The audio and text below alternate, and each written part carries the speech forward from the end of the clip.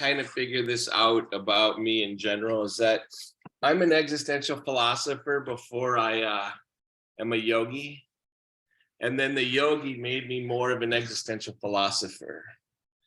One of the reasons why I study asana is because it deepens my appreciation of existence, right? So imagine you're watching a play.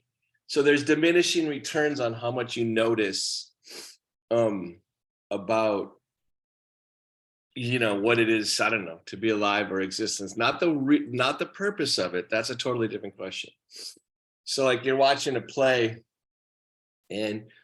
or even a movie, let's say, and you really like it, and you like it the first time through, and then you watch it again, and then all of a sudden you start to see, let's say, a play that there's an amazing thing going on with the scenery, like the props and the this and the that, or the shot, or the held thing, and then you start thinking about how the screenplay writer maybe created a exchange or a scene that has so much in it. Like just last night I watched, has anyone seen the movie Definitely Maybe? Yeah. It's a very sweet romantic comedy, right? And there are certain scenes when you step back and go, holy cow, to put that much into one scene and to make it work and still make you laugh, it's amazing. Screenplay writing is a condensation of, I remember when I learned this, oh my God, my mind's all over the place. But does anyone remember Thelma and Louise? Okay, there's a scene in the very beginning where you're learning about who Gina Davis's character is, where she's running around being a housewife. This is how I remember it. I don't even know if it's true anymore. But she's got a small size, and this is important that it's not a big candy bar. It's one of the mini size candy bars. And she's got it in the fridge. And she keeps taking a bite out of it, closing the fridge, then go and do something, then take another bite out of it, put it back in the fridge, because she doesn't want to commit to having the whole candy bar. But she's kind of obsessed with the candy bar. Okay, and she doesn't want to admit that she wants to eat it, so she keeps taking little bites out of it. Does anyone remember this scene? This is one of those little tiny scenes. Okay, that is not only an indication of what the whole movie is going to be about, and it's going to lead to the ending, right? That she's going to go off the cliff, right? Because she wants the candy bar, and the candy bar is actually a life where she's not oppressed by her husband and as a woman, right? So it's an incredibly powerful movie in its own way. And all this happens in character development in the candy bar scene, right? In my opinion, in retrospect, did I know when I was watching it the first time, right? I did not know that scene would stay with me for years. Like, so much does that scene stay with me. I forgot that it was Brad Pitt's first movie. He's the loner guy, right? Like, he's the guy that comes. I remember the candy bar scene because it's like watching something and going, wait, I thought the play was about this, but in fact, it might have been about that too. And what amazing creation the overall thing is. So I'm talking about asana. Have you figured it out yet? And why I study asana? All right. So I had this highfalutin class in my head, and I'm still going to try to get there. But then I'm thinking about all these lines, and some of which I'm going to try to weave into this. And then I'm eating a piece of toast before I come on. It's like, this is like 12 minutes ago or 15 minutes ago. I'm having a coffee. If you can't tell, I'm a little bit revved up from the caffeine right now because I drank the last half of the coffee a little fast. Okay. So I'm getting the end of a peanut butter jar. And remember, at the end of a peanut butter jar, and it's jar, I buy glass jar, I get a different kind of peanut butter, not because I like it, because it doesn't come in a big hunk of plastic, and there's a whole bunch of things that are going on in this peanut butter that I don't like quite as well, but goddamn it, human beings get too much. right? They think they need too much. And in fact, I can have a little different peanut butter jar, or a little different quality peanut butter if I don't, I don't need all the plastic that it takes 6 million years for the earth to actually swallow. I can have a different peanut butter jar, knowing that what peanut butter jar I buy does not matter. I'm not saving the world with one peanut butter jar. Okay, so all this is already thoughts I have every time I put on my peanut butter, not every time, but so this is the context through which I'm actually getting my peanut butter this morning, thinking about this highfalutin class and thinking about it all, right? And thinking about the scenery on the play. And, this, I'd warn you, there's going to be a weaving going on here, right? So if you don't understand all the different little sub scenes, don't worry about it. But I'm in the peanut butter jar, and it's at the very end. And of course, your knife's a little narrow. It's a little frustrating. You're thinking, God damn it, why do I care about the end of this peanut butter? But I was raised by my dad, who grew up on a really poor farm in the Depression. And so I really care about not wasting stuff. I got all this history coming right into this goddamn piece of peanut butter, right? This piece of peanut butter toast. And so I'm trying to scrape it out, and I'm thinking, well, the peanut butter in here doesn't really matter. If I think about this in terms of objects and about purpose, even the fact that it's plastic and not glass, really in the scheme of things doesn't really matter. So purpose here doesn't help. Okay, so I'm trying to get out the peanut butter. I'm thinking, I think I can get one more spread of peanut butter. And then I do such a good job in the particular stuff of getting it out, but I'm kind of in a rush. So I'm thinking I got to get here on time, right? And so I think, oh my God, I think I have another round of peanut butter toast if I have patience tomorrow. Like, I think I can get enough peanut butter out. And if I actually take a little bit more time, there are ways for me to finesse the relationship between the opening of the peanut butter, my knife, and what's left on the sides. I probably got time for one more. And the question is, I'm not going to do that because I think it's going to save the world. I'm not sure what the purpose is. Except the purpose might be in the how. It might be in noticing. So this is, I think, at the very foundation of what Zen would be, right? Finding purpose. So I remember when I was in college, or in graduate school, there was some Zen Buddhists that were doing, have you ever seen any of them do those sand drawings? And then they do it for weeks and then they destroy it, right? And I remember thinking, I'm never doing my life making frickin' sand drawings with colored sand, right? For 2 weeks straight. But at the same time, I could totally see, because of all the trauma I've absorbed, why things don't really matter, like between the glass and the glass and the plastic jar. Like, I get it, right? So then I'm thinking, wait, maybe there's something in the how. So this is part of why I study asana. And so I'm just about to start asana when I'm watching the sand drawings, although I never really made the connection between the two until much later, right? And then I'm thinking, well, God, maybe, and so that idea is coming back to me this morning. And I'm thinking, the how maybe is the most important part, right? The appreciation of what's happening probably is the most important part, not the direction, not the purpose. And there's such splendor here. If I slow down and notice the scenery on the stage during the play that has a plot, probably I start seeing more and it starts to transform me. So I study asana because I'm really curious about knowing through the appreciation and repetition of actually what's happening in simple things, like Gina Davis eating the little can. That writer got it all into one moment for the whole scene, for the whole movie, right? It compresses. And this is why I say things like, you're not a drop in the ocean, you're the entire ocean in a drop. because someone named Rumi said that, who's really freaking smart, right? And I'm thinking, God, he said it better. And maybe my peanut butter jar doesn't all have the magic in it, but maybe the idea is the same. Maybe I'm going to take, I've been doing it for 32 years, like paying attention to how I get peanut butter out of the jar, because I think it's going to transform me, because there's splendor all around me.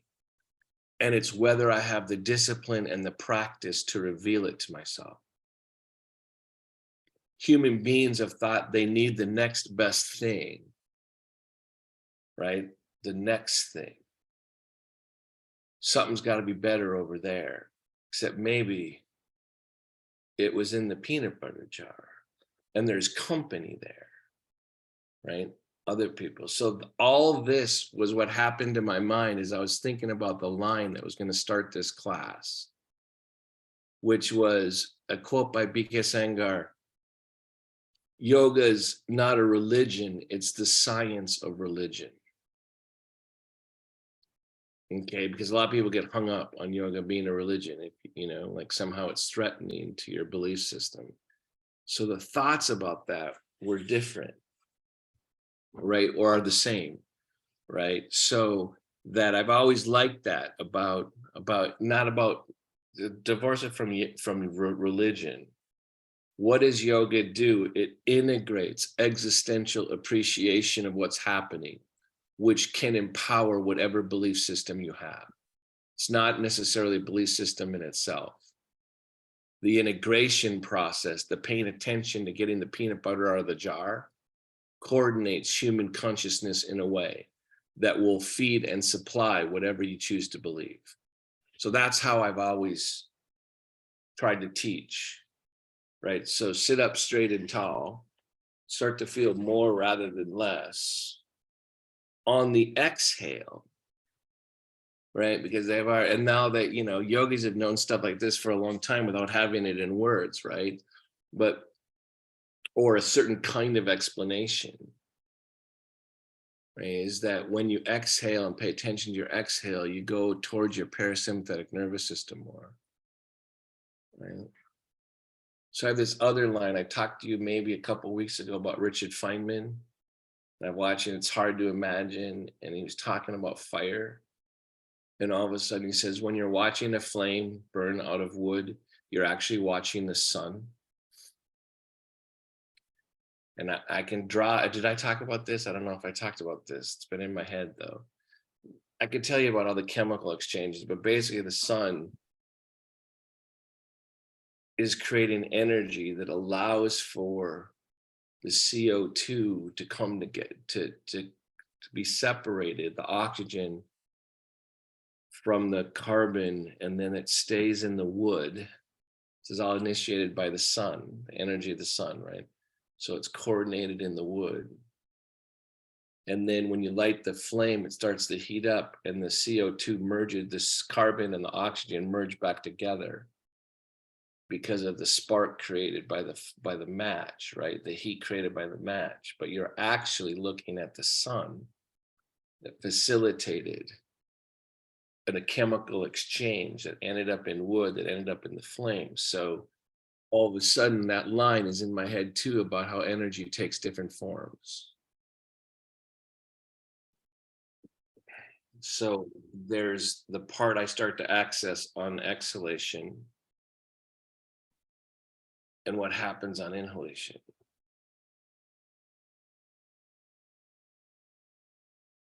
It's different forms of the same thing. My take on the world will actually lessen in quality if I go through my whole life clenching my jaw. Okay. So the yogis are trying to develop a methodology of getting peanut butter out of the jar. But they're actually at a certain point forget about the peanut butter. They're just trying to be in the process. So they start to think that softening the inside of the mouth and the skin on the face changes the quality of the sensation. So you start to feel and experience what's actually happening. And what actually is happening gets tainted by your mental judgment. So the yogis are trying to quiet down your mind so you become more of an experiencer. And the exhalation happens and the inhalation happens. And thank God you don't have to be in charge of that. That's an involuntary process, right? But you could start becoming more aware of how you're getting the peanut butter out of the jar, right? So keep noticing that. Now notice your bones, your feet on the floor, your sitting bones. Quality changes again. How your will is going to enter the beauty of this scene and not be disruptive is the study of asana. How to move things outward into the world in relationship to other things. Whether you can do that violently, non-violently, with grace, all those things is what you're studying in asana. So down and rise. Be in a vertical line, so the down and the rise, but then spread it. And there's going to be different places that it's going to be more useful to spread. As you lift your sternum, spread the awareness between your shoulder blades. As you open horizontally, notice the down. Let there be an inner rotation of the inner upper thigh, an extension down to the inner knee, down to the inner heel. Find that corridor and re-expand horizontally. Now, this awareness, you probably tense the inside of your mouth because it's really hard to be aware like this. Oh my God, you mean I don't get to exert my will to have control? I exert my will without trying to have it be a vehicle of control? Now, if you can, bring your hands into prayer. Come into the midline. Oh my gosh, I've got to reclaim the midline in all this awareness. Yes, you do. And your body's here to help. Right? So your hands are in prayer, or your hands are on your thighs. You don't have to balance if you're out of balance. I can only do this if I lean forward on my table. And so now I'm trying to find the midline. So it helps me to notice, feel the sensation between the skin on my palms and feel the midlines right down the center of my nose. Right? And so I connect certain spaces, and then I invigorate with the lift in my chest. Right? But I don't lose the down. Right? I actually try to have more rather than less. And the more is not for me. It's for existential appreciation. I'm part of something here. It's not a belief, it's a fact. There are things bigger than me. I get to participate. So right there, I started to increase the pressure between my hands to figure out how to keep that and have more feedback to the little self that's me. Now, it has nothing to do with your hands. It has to do with what you do to feel you in relationship to it. Inhalation in through each nostril, into each lung. Stay connected to your midline. Expand in every direction. Let go of your day. Prepare your mind to do yoga.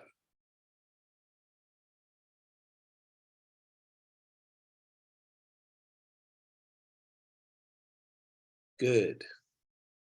And then release. Sternum up, chin down. Intensity comes, right, in this action, but you got to learn to do it in a way that doesn't interrupt your breath. And then you got a voice in the back of your head that's coming from other yogis before you saying, this is the best breathing position. Find it. That's up to you. That's not about the quality of the instruction. It's whether you can do it. Nothing is being hidden from you.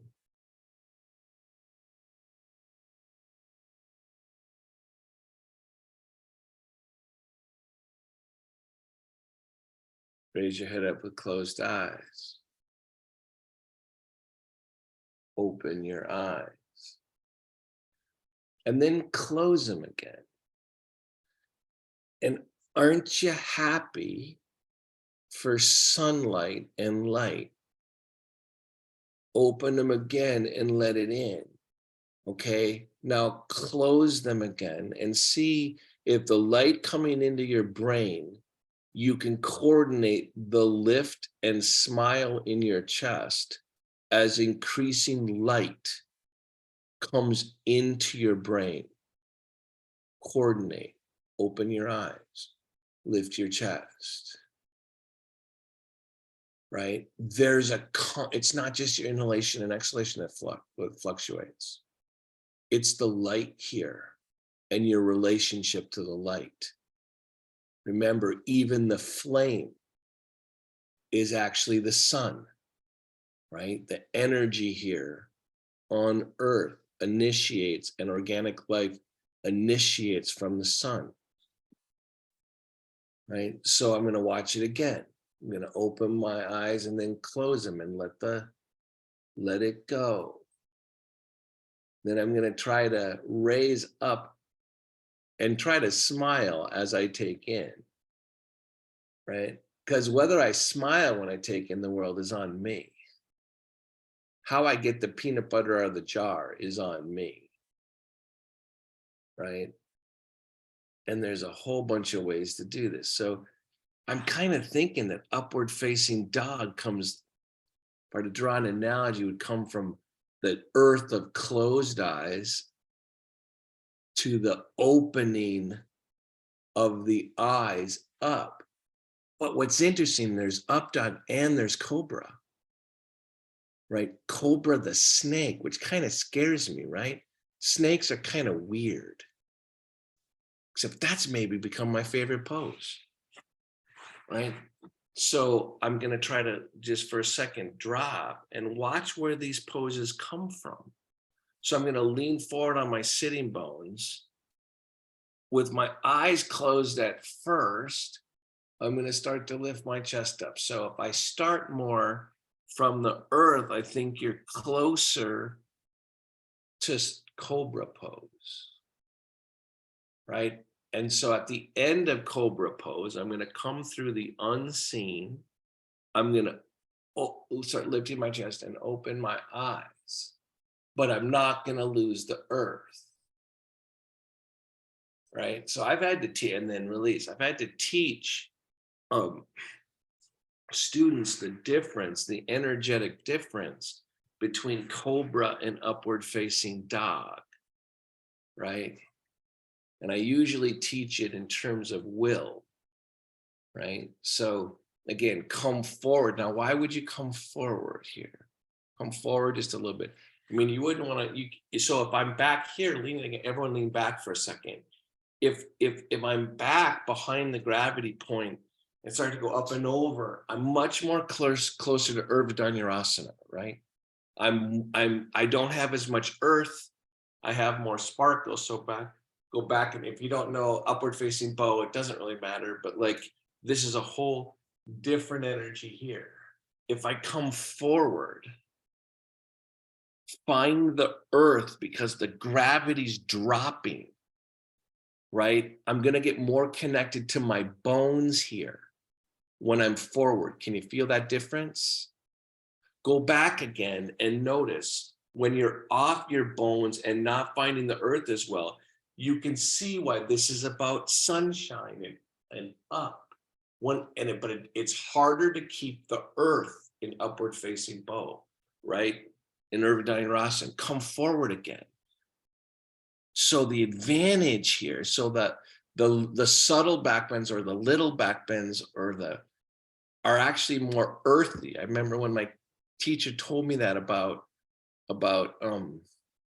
about the back shortening back bends, but like these are more, I translate to earthy when I'm forward and I have cobra, right?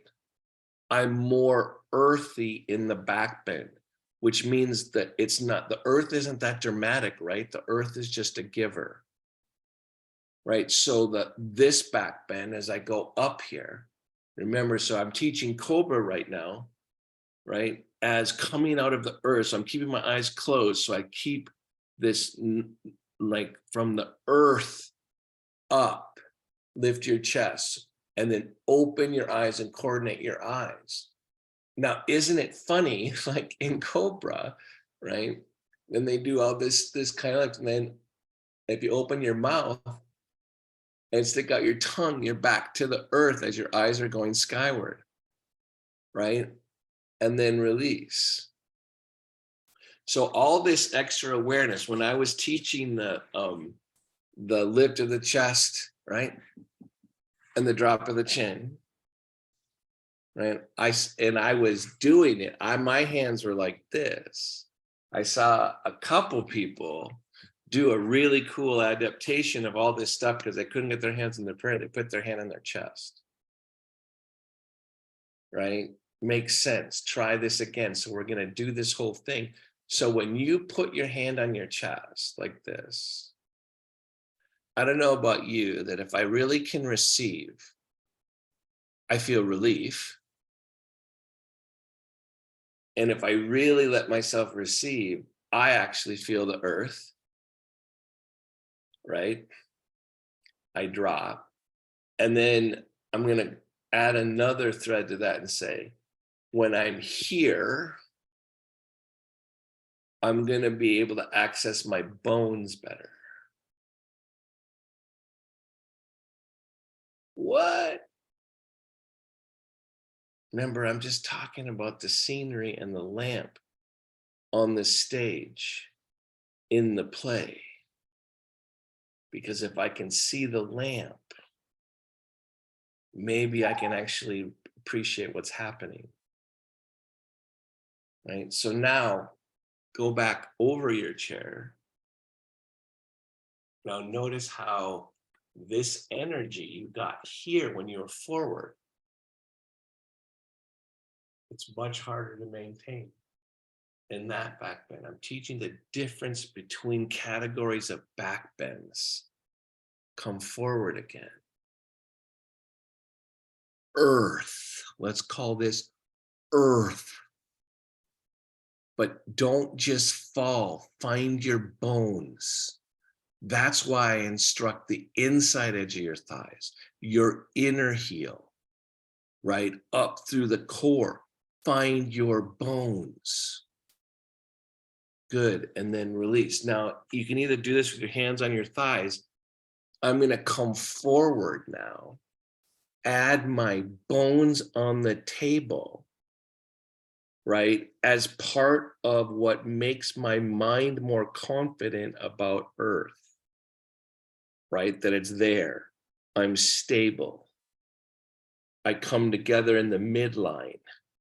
So remember when I was doing all this weird crap about pulling the outside in all those twists a few weeks ago, right? Don't bring your hands together so fast, for God's sakes. Isn't part of what asana is teaching you is to differentiate things before the unity? Otherwise, you don't appreciate the unity, right? So here comes all the space together as my hands come together. Boom, I land on the earth. I feel my elbows. So now, if you want to see how important the earth is, at least for me, because I'm off balance all the time, right? I'm literally off balance all the time in my spine, right?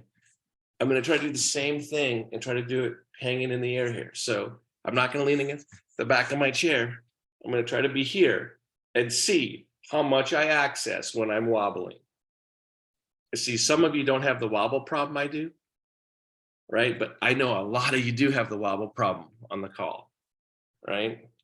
So Jane puts her hands back on her chest because that's a good adaptation, right? Right? This would actually show you how not to wobble. right? Because it returns the earth into your balance. It doesn't make the balance be up here. It makes it be organic. All these are really smart tricks of how to get the peanut butter out of the jar. Okay, so I'm coming forward. I'm using the earth and stability because I want my will to come now. Okay, I'm going to make this be more effort, but I'm starting from the earth and relief and balance. I'm making sure the pressures between my elbows, each side of my head is the same, where my sitting bones are, is where each inner heel is. I'm coming into the midline. I'm bringing the whole earth towards me, coming into the whole, all the space. I'm not just moving my hands. I'm not going too fast in the midline. God damn it. I got to enjoy getting the peanut butter out of the jar, right? I need to find a way to think that matters. Boom, I land. There's my bones. There's my unity. Now here comes the will up through the chest. Lift the chest, right? So I'm going to go humble again and drop my chin and close my eyes and drop my chest. So I'm just going to surrender even my parasympathetic nervous system towards the earth.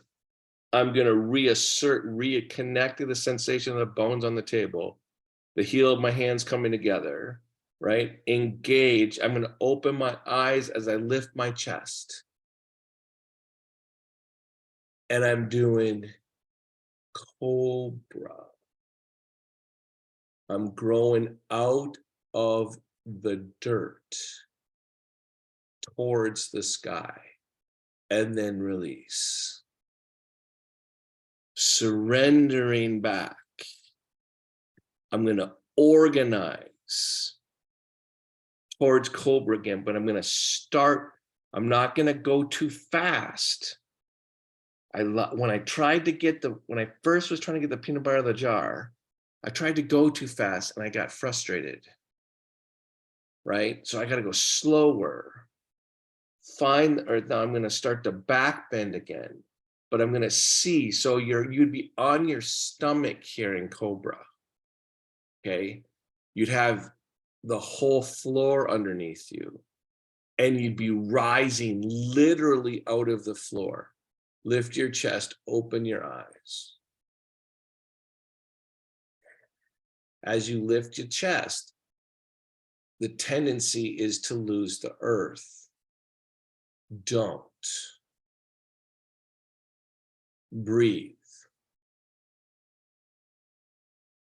Good. And then release. So now, how do you teach a student? And some of you haven't done these full poses, right? But there's upward facing dog. So cobra, you keep more of you on the ground when you're on your stomach and you come up, right? So I've been emphasizing that part of it. Upward facing dog, just the tops of your feet are on the ground. Your thighs are no longer on the ground, but you're in the same base. Your arms straight and you come up and you try to, you come up farther, but you're off the ground.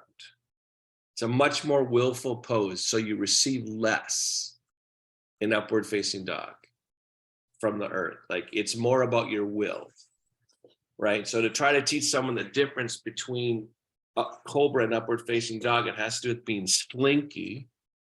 The snake is slinky coming out of the earth. Upward facing dog is like a boom, I'm coming, right?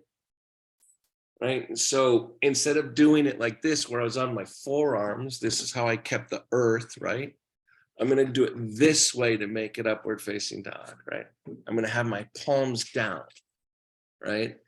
And I'm going to elongate. I'm going to make this more willful. I want to now engage. Now notice the change in instructions. You're a little bit forward, but I want you to hit down through your sitting bones hard, right? And if you want to, right?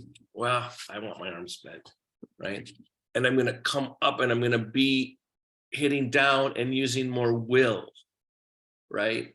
I'm not just going to emerge out of the earth. I'm going to use my will, hit down through my sitting bones, down through the feet, engage more, spread the space between the shoulder blades, lift the chest.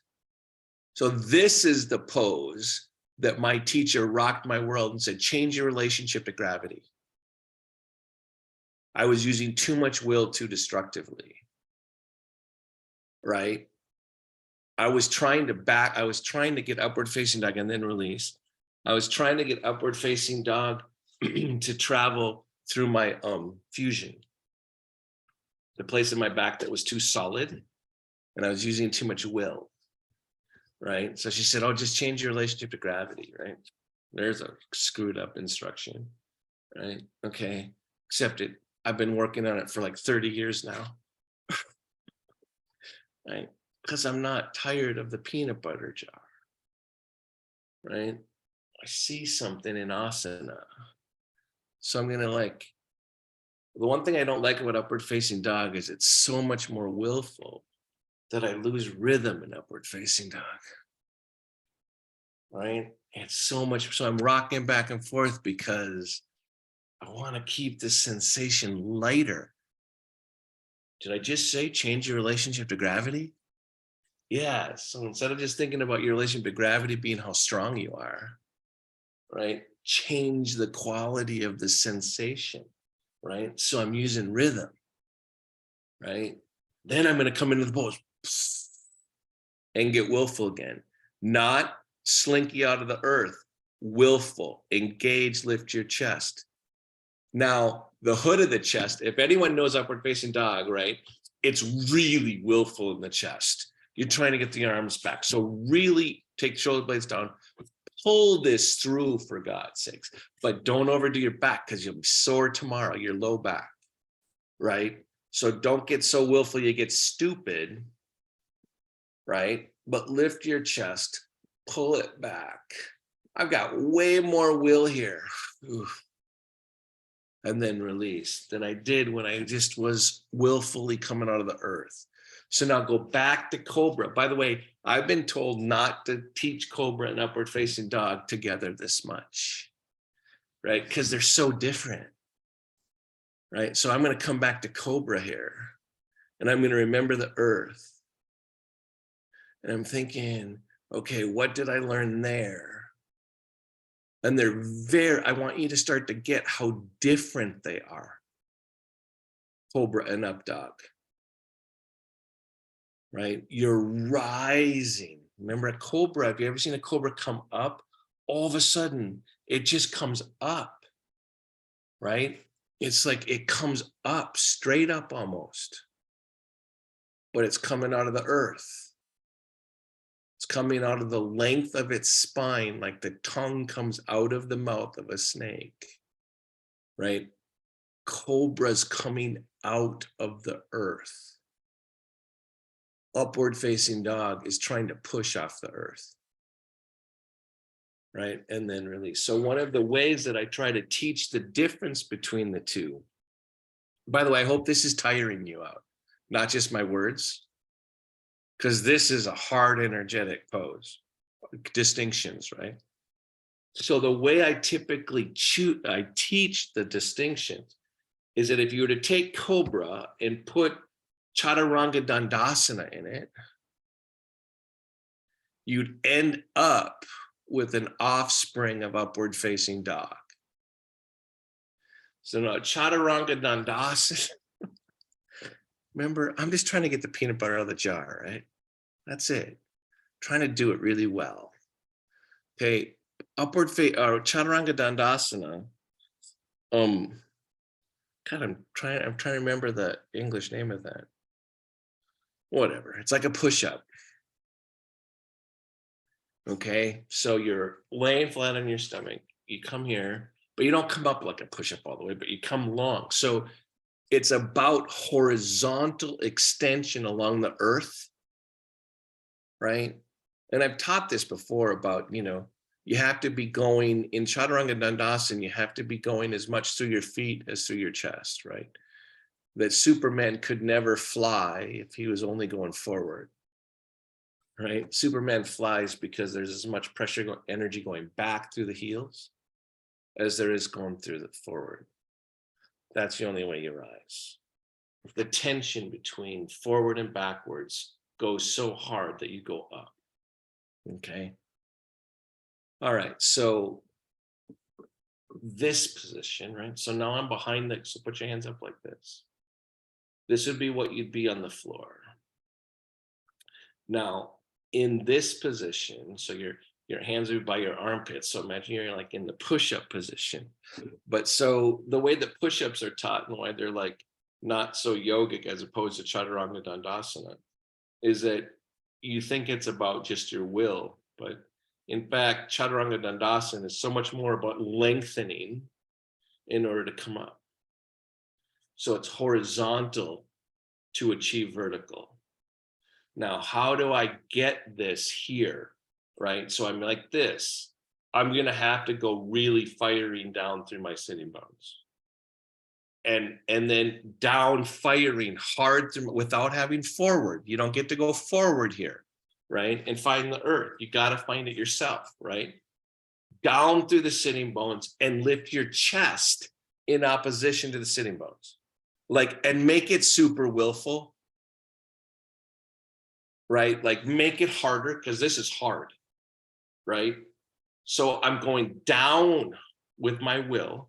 This would be horizontal, see, if you were laying, if you're doing chaturanga, right? But you're going up to the chest and to the top of your head.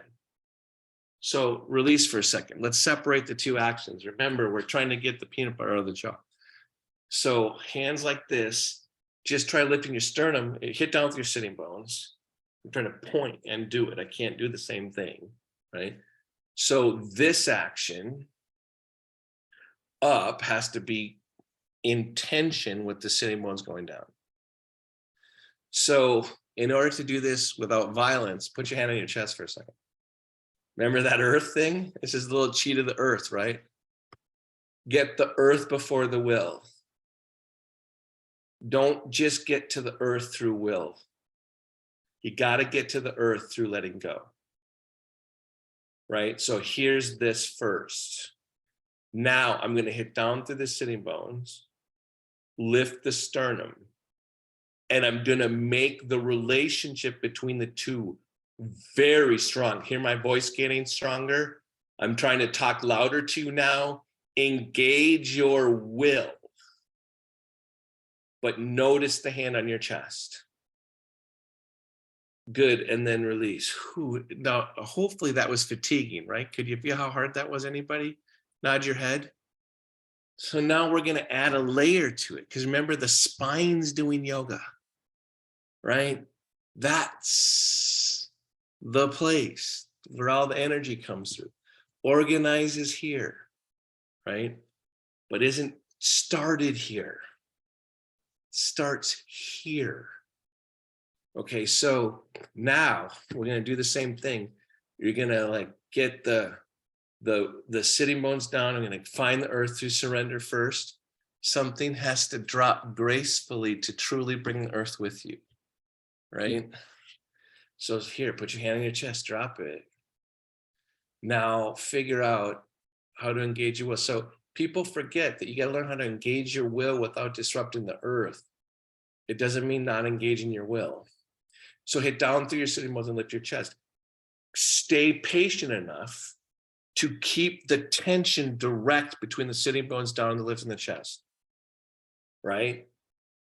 Now, keep that tension between the two, and now extend out to the top of your head.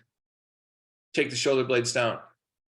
Oh my God, does anyone feel like energy going through their legs? Right?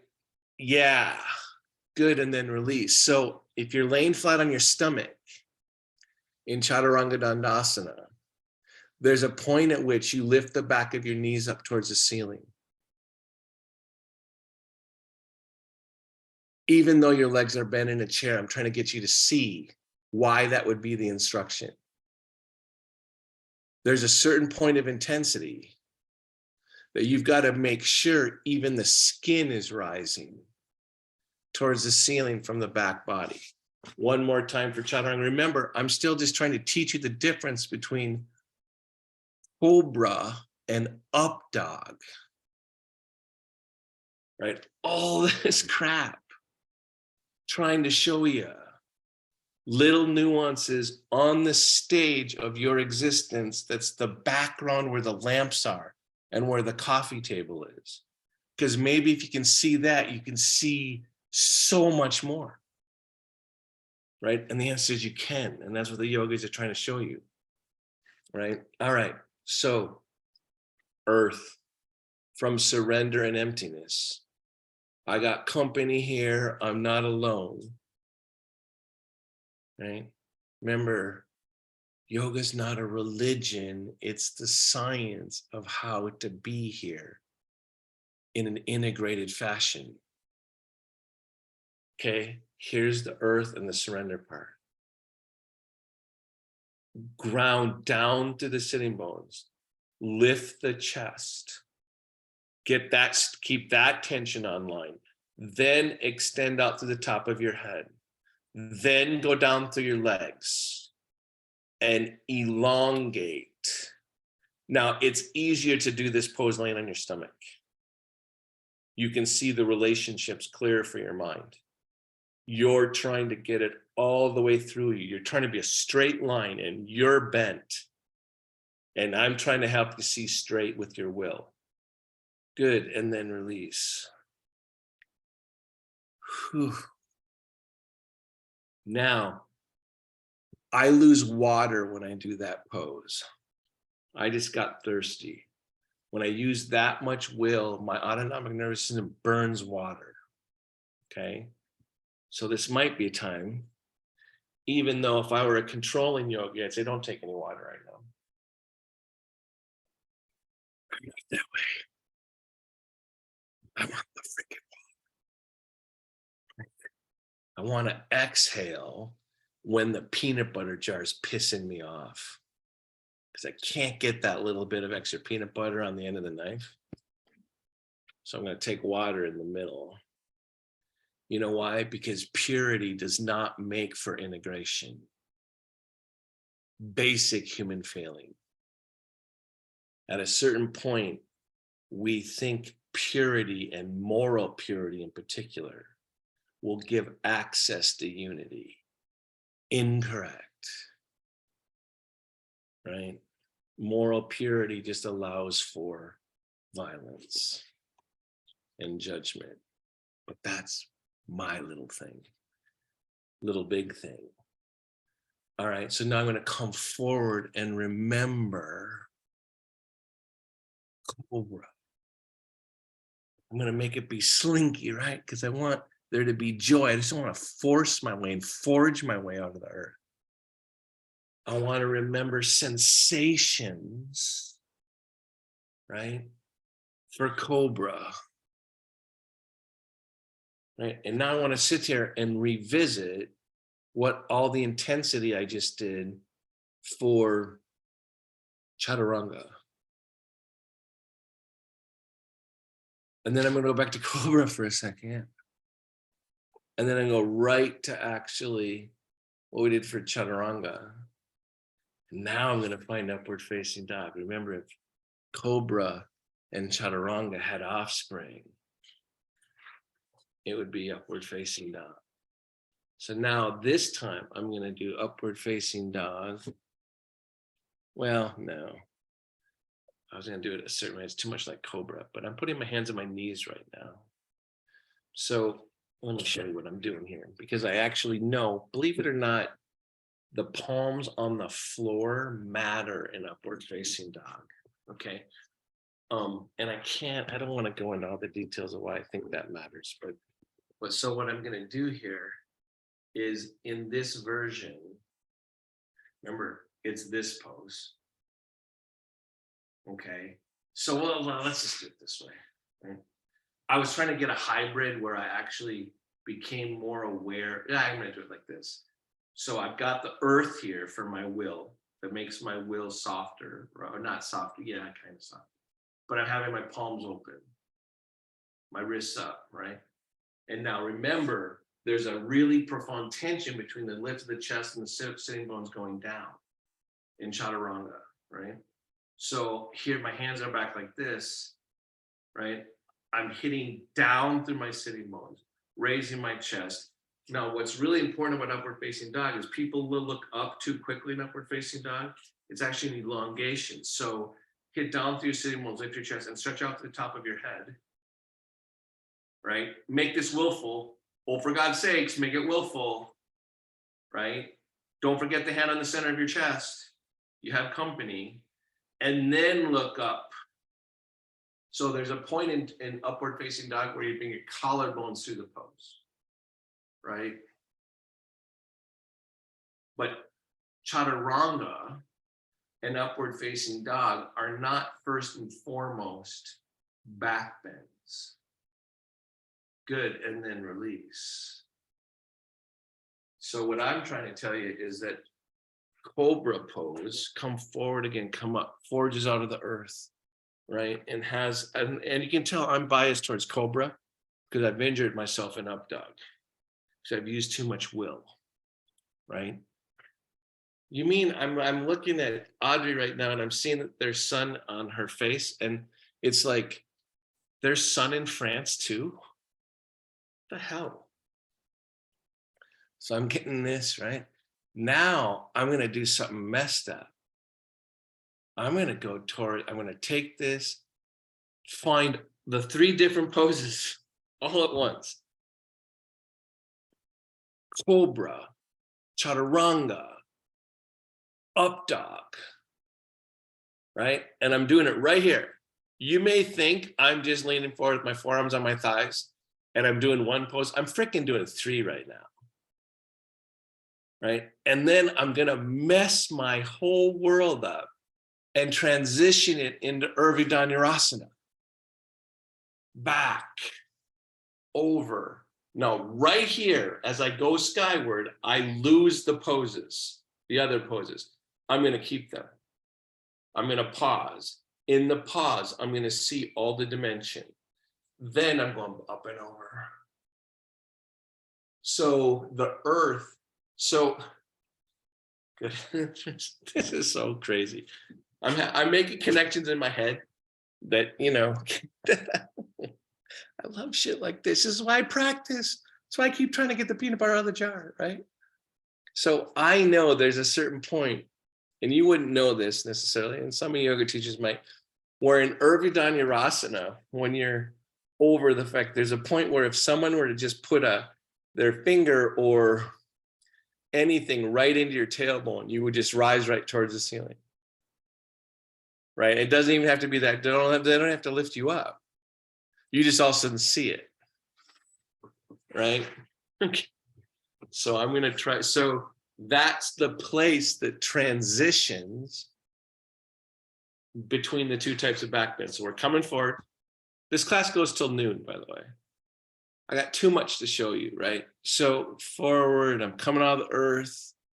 All of a sudden, I transition it into, I remember chaturanga, and I make it upward facing dog because I know how to use my will. And I've separated all the parts between coming out of the earth, coming out of the mud with cobra, engaging my will, but I want all of them because I don't want to lose the earth. And my hand's on the center of my chest, so I can remember not to be violent with my will. And I'm doing all these things. And then right here, I switch back. At this point, when I feel the back of my chair, damn, I want someone to push on my sacrum. Up, over, so it transitions to a different back bend. So if I could trust, I'm gonna do it with one hand. So I'm transitioning to come forward again. And so I'm coming back through the earth and I'm getting rhythm again. I'm making it light. So some of you might trust this, but I'm going to do this transition from the other back bends, which you're not supposed to teach all together, by the way. Well, I don't know, but you don't often.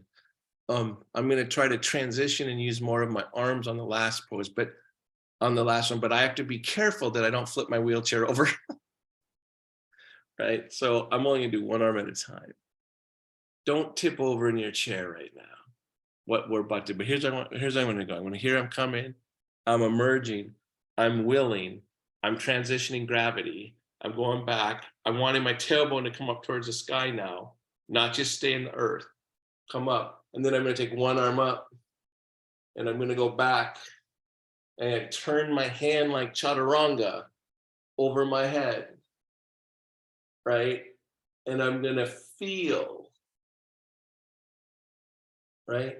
Good. And then release. Now I got to do the other side, right? So if I were to do both arms at once, there's a good chance with my brakes on, I'm going over backwards, right? So that's why I'm doing it one at a time. If you can do both arms and trust you're not going to go over, right? So remember, I'm coming, here comes Cobra.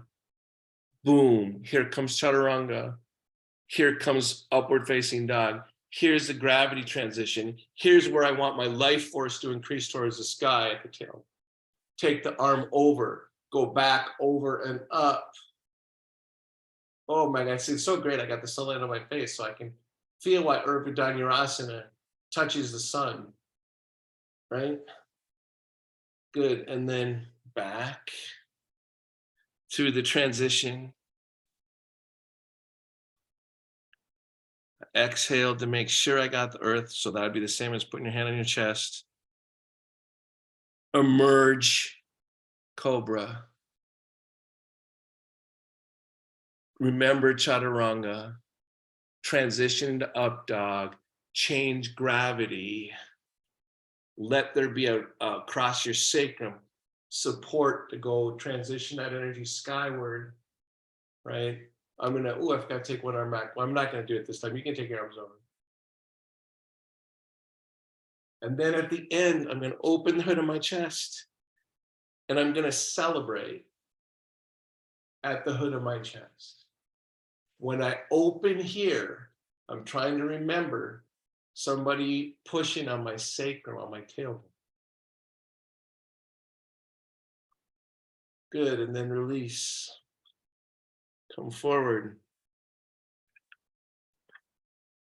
I'm coming forward. Whew. So this class is going to go a little long. So I'm quickly trying to use the earth again in my bones, leaning forward either onto my thighs or onto the table to quickly find the earth again in my empty space. I'm going to inhale, take my right arm up. Exhale, grab. I can't believe it's after 11. I suck as a teacher. It's okay.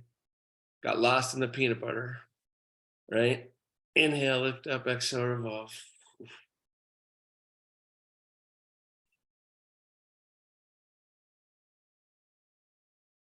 Release, inhale, one fluid motion. Up, over, twist. I just know that got to twist out some of those back bends. So I'm just adding one for you here in overtime. This is after hours. And then go back, forward again, use your bones, surrender down. Exhale, blow out the pipes. And then prepare for Shavasana.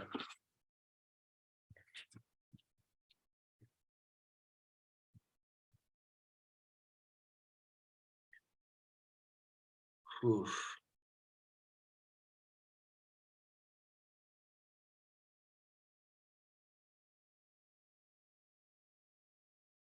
Remember softening the inside of the mouth, the skin on the face. Remember what you're trying to open to.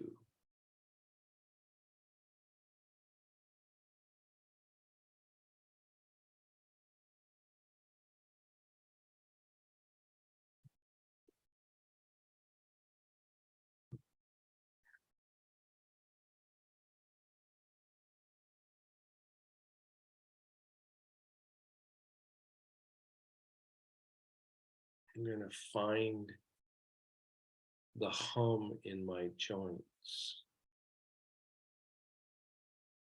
my ankles, my knees,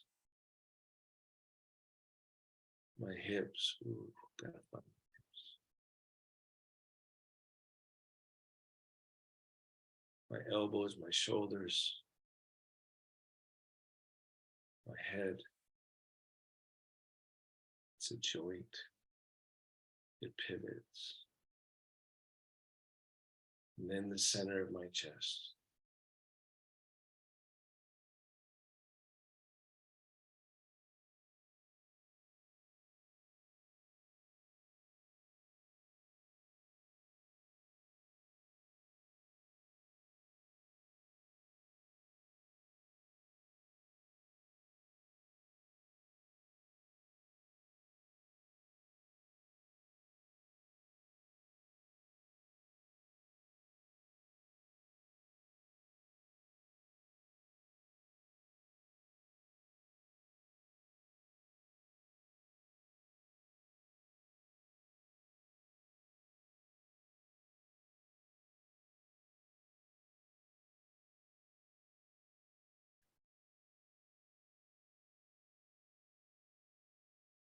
Feel your breath. Don't change it.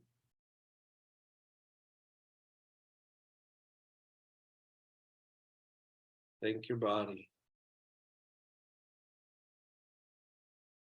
Everything's less real unless it travels through your body.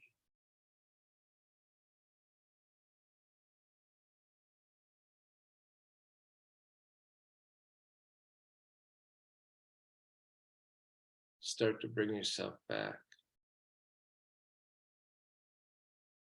Slightly deeper inhalation. Slightly longer exhalation.